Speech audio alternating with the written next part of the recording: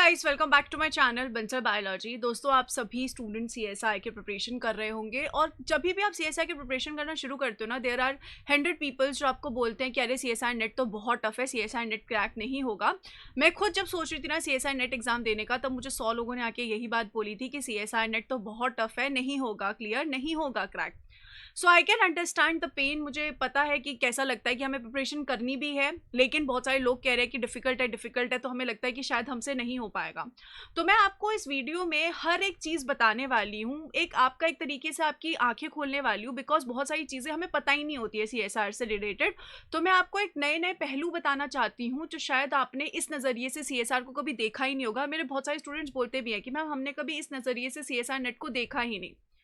तो आइए हम इस चीज़ों के बारे में बात करते हैं ताकि आपको पता चले कि सीएसआर नेट क्या असली में टफ है या फिर अगर हम मेहनत करें तो इसे इजीली क्रैक कर सकते हैं।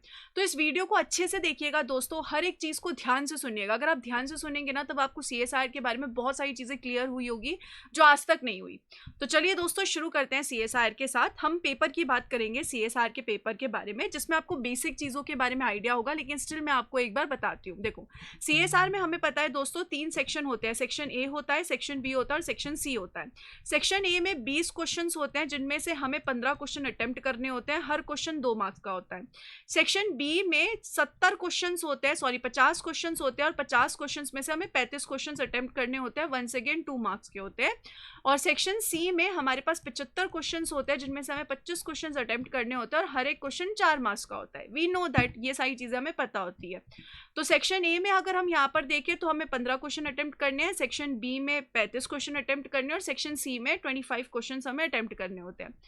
टोटल नंबर ऑफ क्वेश्चंस कितने हैं पेपर में? 145 है। यानी कि अगर आप इन सबको जोड़ोगे तो हमारे पास 145 क्वेश्चंस होते हैं, जिनमें से हम अटेम्प्ट कितने कर सकते हैं? हमें सिर्फ और सिर्फ मैक्सिमम 75 क्वेश्चंस अटेम्प्ट करने होते हैं। उसके ऊपर हमें अटेम्प्ट नहीं करने होते, इसलिए हमें ऑप्शंस मिलते हैं। वी आर गेटिंग ऑप्शंस कि आप 145 में से सिर्फ 75 क्वेश्चंस ही अटेम्प्ट करिए। तो आपको जो भी 145 में से क्वेश्चंस अच्छे लगे वो आप अटेम्प्ट कर सकते हैं, जिनको जो भी आपको सुंदर सुंदर क्वेश्चंस लगे। अब अगर हम यहाँ पर देखें दोस्तों, मैंने जैसे कि आपको सबकी मार्किंग बताई, तो हमारे पास पेपर जो आता है वो कितने मार्क्स का होता है? 200 मार्क्स का।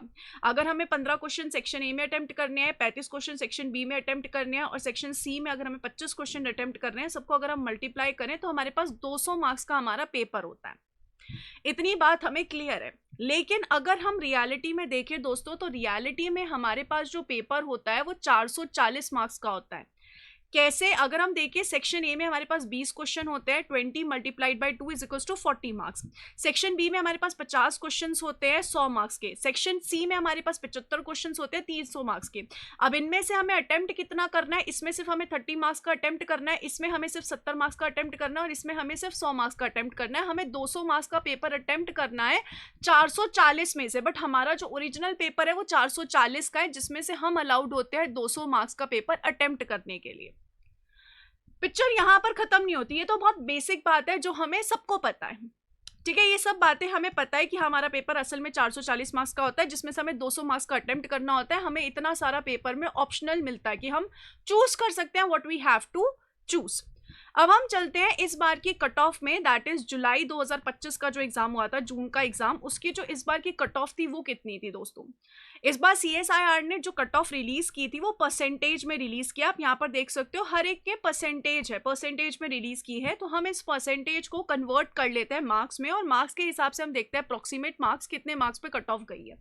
अगर आप कैटेगरी 1 देखो, जिसमें आपको जेआरएफ मिल जाता है, जूनियर रिसर्च फेलोशिप आपको मिलती है, इसमें अगर आप देखोगे, हम अनरिजर्व्ड के पॉइंट ऑफ व्यू से बात करते हैं। जो अनरिजर्व्ड स्टूडेंट्स हैं उनको मार्क्स चाहिए थे 103 मार्क्स अप्रोक्सीमेटली। अगर उनके पास 130 मार्क्स होते तो वो जेआरएफ क्लियर हो जाते, जूनियर रिसर्च फेलोशिप क्लियर हो जाती। अब अगर आप यहाँ पर देखोगे दोस्तों, आपका टोटल पेपर एक्चुअल में आपके सामने जो आता है, आपके पास होता है 440 मार्क्स का, जिसमें से आप एट मैक्स 200 मार्क्स का अटेम्प्ट कर सकते हो, जिसमें से आपको सिर्फ और सिर्फ 103 मार्क्स लेकर आने हैं। अगर आप 103 मार्क्स ले आओगे तो आपका जेआरएफ क्लियर हो जाएगा approximately, because her bar cut off ऊपर नीचे जाती रहती है। तो अगर हम दोस्तों, एक बात बताओ आप, अगर मैं ये बोलूं कि अगर मैं 440 का 1/4 निकालूं, यानी कि 25% निकालूं, तो वो भी 110 मार्क्स होते हैं।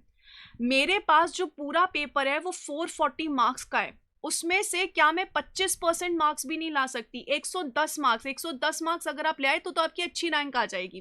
क्योंकि इस बार बहुत टाइम के बाद ऐसा हुआ है कि CSIR ने एक शिफ्ट में CSIR लाइफ साइंस का पेपर लिया है। तो अब हमें एक्चुअल में कट ऑफ दिख रही है, बिकॉज हर बार तो CSIR नॉर्मलाइजेशन कर देता था, कुछ कुछ करता रहता था, बट इस बार हमें बहुत अच्छे से मार्क्स दिख रहे हैं। 103 मार्क्स दोस्तों 440 में से, इतने सारे इतने बड़े पेपर में से सिर्फ 103 मार्क्स लाना है। अगर आप इसकी प्रिपरेशन अच्छे से करो आप आराम से ला सकते हो। और LS कोई कोई स्टूडेंट तो सिर्फ असिस्टेंट प्रोफेसर के लिए पेपर देता है, ताकि उसके स्टेट में जब असिस्टेंट प्रोफेसर की वैकेंसी आए या कहीं पे आए तो वो अप्लाई कर सके। तो उसके लिए तो सिर्फ आपको 92.7 मार्क्स चाहिए। ये जो कट ऑफ दिखाई गई है 200 मार्क्स में से है, बट आपका जो एक्चुअल पेपर में मार्किंग है वो 440 की अवेलेबल है, आप इस बात का ध्यान रखिएगा। तो आपको उसमें तो 92.7 चाहिए, ये तो और कम परसेंटेज हो गए अगर आप 440 में से निकालो, क्योंकि आपके सामने CSIR के पेपर में तो 440 मार्क्स के क्वेश्चंस अवेलेबल है ना। आपको उसमें से चूज करना, और आपको उसमें से चूज करके 103 के आसपास अनरिजर्व कैटेगरी, और अगर आप किसी कैटेगरी से बिलोंग करते हो फिर तो आपके मार्क्स और रिड्यूस हो गए हैं दोस्तों। तो अगर आप CSIR की प्रिपरेशन अच्छे से करें, so is it not possible कि आप बहुत अच्छे मार्क्स से क्लियर कर सके। और बहुत अच्छे मार्क्स छोड़ो, अगर आप 110 के आसपास भी लाओगे तो भी आपकी अच्छी रैंक आ जाएगी। जैसे कि मैं आपको बताती हूँ, इस बार हमारा एक स्टूडेंट है जिसकी AIR 6 रैंक आई है, उसके 141 मार्क्स आए हैं, तो उसकी AIR 6 रैंक आई है पिछली बार। यानी कि अगर मैं आपको बताऊं फेब 2025 का जो एग्जाम था उसमें नॉर्मलाइजेशन हुआ था, उसमें जब नॉर्मलाइजेशन हुआ था तब हमारी एक स्टूडेंट थी 162 मार्क्स के ऊपर नॉर्मलाइजेशन स्कोर के बाद, जिसमें उसकी AIR आई थी 1। तो मैं आपको यहाँ पर बता रही हूँ। और अगर मैं खुद की बात बताऊँ, मैंने 2018 में एग्जाम दिया था, मेरे आए थे 140.5 मार्क्स 2018 में, तब मेरी AIR थी 24 AIR, तब मेरी थी उस टाइम पे 24 AIR। तो आप यहाँ पर देख सकते हो, अगर आप 140 के ऊपर मार्क्स लेकर आओगे तब तो आप टॉप स्टूडेंट्स में आ जाओगे। बट अगर आप इतने मार्क्स लेकर आओगे तभी भी दोस्तों वो भी आपके लिए इनफ है। अब सवाल ये उठता है कि आपको इतने मार्क्स लेकर कैसे आने, क्वेश्चन अराइजेस हियर। अगर आप दोस्तों यहाँ पर यूनिट्स को अपनी चेक करो, अब अगर हम सारी यूनिट्स को एक एक करके चेक करने की कोशिश करें तो हमारे पास दोस्तों 13 यूनिट्स होती हैं। अब स्टूडेंट को ये भी बहुत बड़ा कंफ्यूजन होता है कि मैम मुझे 13 यूनिट सारी की सारी पढ़नी है या नहीं पढ़नी, मैं कुछ यूनिट स्किप करूँ या ना करूँ। तो वंस अगेन मैं आपको एनालिसिस के और डेप्थ में ले जाती हूँ। अगर हम जुलाई 2025 का पेपर देखें, बिकॉज वो सबसे रीसेंट पेपर हुआ था, तो उसमें अगर आप यहाँ पर लगाओ किसी भी यूनिट को अगर आप देखोगे, हर एक यूनिट से 7 से लेकर 12 क्वेश्चंस के आसपास आपको क्वेश्चंस दिख रहे हैं। मिनिमम जो आए हैं इन टोटल 7 क्वेश्चंस आए हैं, और मैक्सिमम अगर आप देखोगे तो 12 के आसपास क्वेश्चंस आए हैं। बट ऑन एन एवरेज अगर आप देखोगे तो सब में से 10-11 आए हैं। ऑन एन एवरेज सब में से 10-11 आए हैं। तो आप यहाँ पर देख सकते हो लगभग जो नंबर ऑफ क्वेश्चंस हैं वो बराबरी के हैं। तो अगर मैं यहाँ पर ऑन एन एवरेज मान के चलूँ तो on an average her unit से दोस्तों 30 मार्क्स का पेपर आ रहा है। हर यूनिट से 30 मार्क्स का ऑन एन एवरेज आ रहा है, कुछ ऊपर जा रहा है कुछ नीचे जा रहा है। तो अगर हम 13 यूनिट्स लगाए, 13 यूनिट में अगर हर यूनिट से 30 मार्क्स का आ रहा है तो कितने मार्क्स हो जाएंगे दोस्तों? 390 मार्क्स हो जाएंगे, है ना। 390 मार्क्स के आसपास हो जाएंगे। बाकी मैंने आपको कहा कि 440 मार्क्स का पेपर आपके सामने रखा जाता है, तो 390 मार्क्स जो है उसका पेपर अगर मैं सारी यूनिट्स को 30-30 मार्क्स दे दूं, और उसके ऊपर कुछ यूनिट में से ऑब्वियस सी बात है थोड़ा ज़्यादा आएगा, कुछ यूनिट में से ऑब्वियस सी बात है थोड़ा कम आएगा, थोड़ा सा इधर उधर होगा। तो अगर हम यहाँ पर देखें दोस्तों, अब इसमें से मुझे लाने कितने हैं? सिर्फ और सिर्फ 110 मार्क्स लेकर आने हैं, अगर मुझे ठीक ठाक रैंक भी लेकर आनी है। अगर मेरे 120 मार्क्स आ जाए तो और ही बढ़िया बात है। तो अब अगर आप मुझे बताइए, अगर हम इस कंडीशन में 4 यूनिट्स भी करें तो 4 यूनिट्स में भी हमारे 120 मार्क्स के आसपास मार्क्स बन जाते हैं। बट इस कंडीशन में डेफिनेटली दोस्तों हम CSIR पे भरोसा नहीं कर सकते हैं, क्योंकि CSIR कभी भी किसी भी यूनिट में किसी भी न्यू टॉपिक से पूछ लेगा क्वेश्चन, कभी भी कोई न्यू रिसर्च पब्लिश होगी उसमें से क्वेश्चन पूछ लेगा, कभी भी किसी भी टॉपिक के कितने भी डेप्थ में जा सकता है। तो हम कभी भी इस बात पर ट्रस्ट नहीं कर सकते कि अगर हम 4 यूनिट्स पढ़ के जाएंगे तो हमारा क्लियर होगा ही होगा, अनटिल एंड अनलेस अगर आपने BSc MSc में बहुत डेप्थ में चीज़ें पढ़ी हैं, अगर आपकी बहुत ज़्यादा ही क्लैरिटी है तो उस कंडीशन में हो सकता है। तो नॉर्मली हम क्या सजेस्ट करते हैं, हम यहाँ पर सजेस्ट करते हैं आपको कि आप 10 यूनिट्स के साथ जाइए, बिकॉज आप किसी भी यूनिट के साथ 101% श्योर नहीं हो सकते, बिकॉज CSIR का कोई भरोसा नहीं है। इट्स नॉट दैट कि आप अपने ऊपर आपकी तैयारी पे भरोसा नहीं है, आपको अपनी तैयारी पे पूरा भरोसा होगा, बट CSIR पे भरोसा नहीं ना, वो तो कभी भी किसी भी न्यू टॉपिक को भेज देगा। इसलिए हम 10 यूनिट्स को प्रिपेयर करने के लिए एट मिनिमम कह रहे हैं। अगर आप 13 यूनिट्स कर रहे हो तो दैट्स योर चॉइस। अगर आप 10 यूनिट भी प्रिपेयर कर रहे हो और 10 यूनिट में से अगर 30-30 मार्क्स के भी क्वेश्चंस आ रहे हैं, तो आप करीब करीब 300 मार्क्स के आसपास सीएसआर का पेपर तैयार करके जा रहे हो। उसमें भी आपने एमएससी में, बीएससी में कुछ कुछ पढ़ा होगा, तो वो और मार्क्स ऐड होते जाएंगे। तो आप उस हिसाब से देख लीजिए। अब उसमें से भी आपको 110 मार्क्स लेकर आने हैं दोस्तों। अब इसमें से भी कौन कौन सी यूनिट, जैसे बायोकेमिस्ट्री हो गई, सेल बायोलॉजी हो गई, मॉलिक्यूलर बायोलॉजी हो गई, सेल सिग्नलिंग हो गई, ये यूनिट्स तो हमें करनी होती है बिकॉज ये बेस वाली यूनिट है। जब तक हम ये नहीं करेंगे हमें आगे की यूनिट्स की क्लैरिटी नहीं आएगी। उसके बाद हम कुछ यूनिट्स कर लेते हैं, जैसे हम डेफ बायो कर लेते हैं, प्लांट फिजियोलॉजी, एनिमल फिजियोलॉजी में से कोई एक कर लेते हैं, इनहेरिटेंस बायोलॉजी कर लेते हैं, ecology, evolution and methods in biology कर लेते हैं। ये नॉर्मली स्टूडेंट्स की चॉइस होती है। तो आप ये समझिए, ये मुद्दा यहाँ पर इस वीडियो को बनाने के लिए सिर्फ इतना था दोस्तों, कि आप ये समझिए कि सीएसआर को क्लियर करना टफ नहीं है। देखो कोई भी एग्जाम होता है उसमें मेहनत लगती है, सीएसआर में भी मेहनत है, बट सीएसआर में जितने ऑप्शनल्स आपको मिलते हैं ना, उतने आई डोंट थिंक कि आपको कोई और एग्जाम देता है। तो आप ये समझिए दोस्तों कि आपको सिर्फ और सिर्फ 145 में से 75 क्वेश्चंस करने हैं, और वो भी जरूरी नहीं है कि आपको 75 क्वेश्चंस करने ही करने हैं, आप कम भी कर सकते हो। आपको मार्क्स कितने चाहिए? आपको मार्क्स चाहिए 110 मार्क्स के आसपास। अगर आप यहाँ पर ऑन एन एवरेज 20 क्वेश्चन सही करके आते हो कुछ नेगेटिव के साथ, सेक्शन सी में अगर मैंने आपको कहा कि आपने 20 क्वेश्चन करके आए और आपके कुछ नेगेटिव वगैरह भी हो गए, तो आप समझ लीजिए यहाँ पर आपके 5 क्वेश्चन गलत भी हो गए, तो आपके 75 मार्क्स के आसपास हो गए। आपने फॉर एग्जांपल 25 क्वेश्चन अटेम्प्ट किए थे जिनमें से 5 गलत हो गए, तो आपके यहाँ पर 75 मार्क्स हो जाएंगे। आप कैलकुलेशन करके देखिएगा, 75 हो गए। अब आपको 110 मार्क्स के लिए कितने चाहिए?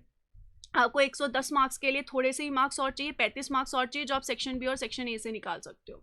इसलिए मैं हमेशा आपको कहती हूँ कि जब भी आप स्टडी करो ना, हमेशा स्मार्ट स्टडी किया करो। स्टूडेंट्स जो है ना वो प्रिपरेशन में लग जाते हैं पर कभी भी पेपर को एनालाइज नहीं करते हो। तो हमेशा आप देखिए ए, बी और सी में आपको क्या क्या ज़रूरत है। आपको अगर 110 मार्क्स लेकर आने हैं तो उसमें आपको कितनी रिक्वायरमेंट है, आपको कितने यूनिट्स की रिक्वायरमेंट है, आप कितने यूनिट्स पे बोल सकते हो कि मैम ये मेरा स्ट्रॉन्ग है, मैं कितना रिवाइज करूँ, मेरे पास 440 मार्क्स का पेपर अवेलेबल है। अगर on an average her unit से 30 मार्क्स भी आ रहे हैं, ऑब्वियसली बात है ज़्यादा आएंगे, बट ऑन एन एवरेज अगर हर यूनिट से 30-30 मार्क्स आ रहा है तो मैं कितनी यूनिट्स करूँ। फिर उसके बाद आप प्रीवियस ईयर पेपर्स को दोस्तों अटेम्प्ट करके देखो। प्रीवियस ईयर पेपर में आप ये देखो कि आपका क्या रहता है। सिर्फ अपने कैलकुलेशन से नहीं होगा। एक बार आपने कैलकुलेशन करी, कुछ यूनिट्स को पढ़ो, 5 यूनिट को, 6 यूनिट को पढ़ो, उसके बाद प्रीवियस ईयर क्वेश्चंस अटेम्प्ट करो, प्रीवियस ईयर पेपर्स अटेम्प्ट करो। हो सकता है कुछ यूनिट्स आपके लिए स्ट्रॉन्ग जा रही हो सकता है कुछ यूनिट्स आपको लग रही है कि आपके लिए स्ट्रॉन्ग जा रही है लेकिन आपके लिए वीक जा रही होगी। कोई एक स्टूडेंट है जिसकी जेनेटिक्स फेवरेट हो जाती है और कोई एक स्टूडेंट है जिसको जेनेटिक्स के क्वेश्चन से ही डर लगता है। तो अपनी प्रिपरेशन को किसी के साथ कंपेयर मत करो कि उसने इतना कर लिया, मैंने इतना कर लिया। मेरे पास ऐसे भी स्टूडेंट्स हैं जिन्होंने 5 यूनिट्स पढ़कर टॉप रैंक में लेकर आए और ऐसे भी स्टूडेंट हैं जिन्होंने 13 यूनिट्स पढ़कर टॉप रैंक में आए हैं। तो अपनी प्रिपरेशन को किसी के साथ कंपेयर मत करो, किसी को भी ये मत बोलने दो कि टफ है, वीक है। आप खुद डिसाइड करो। अगर आप मेहनत करोगे तो आप आराम से कर सकते हो। हमेशा ये ध्यान रखिएगा, 440 में से ओनली 110 25% मार्क्स आप आराम से क्लियर कर सकते हो। It's just that you need a proper preparation. आप एक प्रिपरेशन प्लान के साथ जाइए, प्रॉपर तैयारी कीजिए। बहुत सारे ऐसे स्टूडेंट्स थे बंसल बायोलॉजी पे भी जिन्होंने ज्वाइन किया, जिनको लग रहा था कि नहीं होगा क्लियर, लेकिन फरवरी 2025 में जो एग्ज़ाम हुआ था या भले ही जो जून 2025 में एग्ज़ाम हुआ था, दोनों ही एग्ज़ाम बहुत सारे स्टूडेंट्स ने क्लियर किया। इसलिए अगर आप उनमें से हो जिनको ज़ीरो से प्रिपरेशन करनी है तो बंसल बायोलॉजी जून 2026 का बैच लेकर आ रहा है दोस्तों। 25 सितंबर से शुरू होगा, ये शुरू नहीं हुआ है। तो जिनको बिल्कुल ज़ीरो से स्टार्ट करनी है कि मैम हमें सब कुछ चाहिए, बिल्कुल ज़ीरो से आप प्रिपरेशन कराइए, हम आपके भरोसे हैं, सब कुछ बस हम रिवीजन कर सकते हैं, क्वेश्चन प्रैक्टिस कर सकते हैं, वो भी आप हमें प्रोवाइड करवा दीजिए। Question practice each and everything will be provided. तो आप MRNA बैच के साथ जा सकते हैं। अगर आप ऐसे स्टूडेंट हैं जिनको सिर्फ PYQ प्रैक्टिस की नीड है, टॉपिक वाइज PYQ चाहिए, रिटर्न सॉल्यूशन चाहिए, बिल्कुल CSR पोर्टल जैसा पोर्टल चाहिए, कितने करेक्ट है कितने रॉन्ग है आपको दिख रहा है, तो आप PYQ बैच के साथ चाहिए। अगर आपको PYQ बैच के साथ साथ टेस्ट सीरीज चाहिए तो आप टेस्ट सीरीज भी ज्वाइन कर सकते हैं to solve a lot of question. अगर आप ऐसे स्टूडेंट हैं जिन्हें लगता है कि मैम हमें आप सिर्फ लेक्चर्स प्रोवाइड कर दीजिए, हम खुद से प्रिपरेशन कर लेंगे, तो आप रिकॉर्डेड बैच के साथ जा सकते हैं। और अगर आपको ऐसा लग रहा है कि मैम हमें दिसंबर वाला अटेम्प्ट देना है तो आप एंजाइम बैच के साथ जा सकते हैं कि मैम हमें आपके साथ लाइव इंटरेक्शन भी करना है, लेक्चर्स भी देखने और हमें सारी चीज़ें चाहिए, तो आप एंजाइम बैच के साथ जाइए। आई होप दोस्तों कि आपके दिमाग में क्लैरिटी आ गई होगी एग्जाम से रिलेटेड। जो इतना बड़ा डर है आपके मन में वो कहीं ना कहीं क्लियर हो गया होगा। Wish you all the very best guys. मेरा यही मुद्दा था कि एक क्लैरिटी आनी चाहिए आपके दिमाग में कि CSR का एग्जाम बहुत ज़्यादा टफ नहीं है, हम बस अपने दिमाग में बनाते हैं। अगर हम ठीक से प्रिपरेशन करें ना तो कोई भी एग्जाम, इस दुनिया को कोई भी एग्जाम क्लियर कर सकते हैं। Wish you all the very best guys. Take care of yourself. Bye bye.